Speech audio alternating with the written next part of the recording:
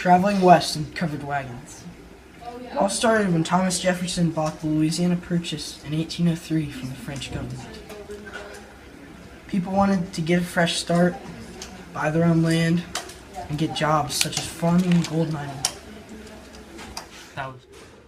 People got their things and left. They walked in the early 1800s and started to use Conestoga wagons in the early 1800s. Then they started using prairie schooners in 1821. A Conestoga wagon is a big and heavy covered wagon used to carry things a long distance. The prairie schooner is a smaller, lightweight version of the Conestoga wagon. There are many different routes to get to the west. The California route was 2,000 miles and took 6 months. The Santa Fe was 1,200 miles and took 2 months. The Mormon Trail was 1,300 miles and took 4 months.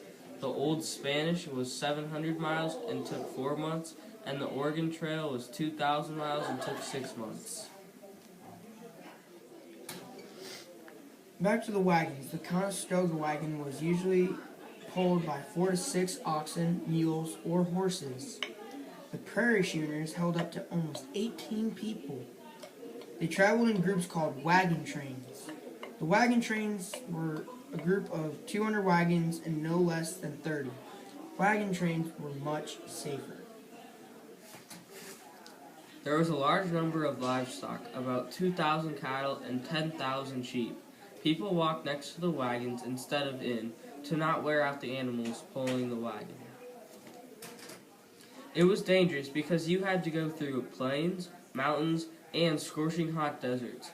Also, disease was the biggest killer, and they had to travel dawn to dusk every day. Some of the travelers were members of the Joseph Smith's church, known as the Mormons. They traveled west in large groups to Utah. Brigham Young was one of the leaders of the Mormons, and he founded Salt Lake City. He was the first governor of Utah and known as the American Moses. The reason the Mormons went west was for religion. Jacob and George Donner led 90 people on a shorter route to California. They got stuck in the Sierra Nevada mountains and had to eat each other, and they were led to cannibalism. Only half of them made it to California, which is about 45. As everyone made their way to the west, cities grew, such as Cincinnati, Detroit, Pittsburgh, Chicago, St. Louis, Kansas City, and Minneapolis. Altogether, there's around 300,000 people that made it into the west.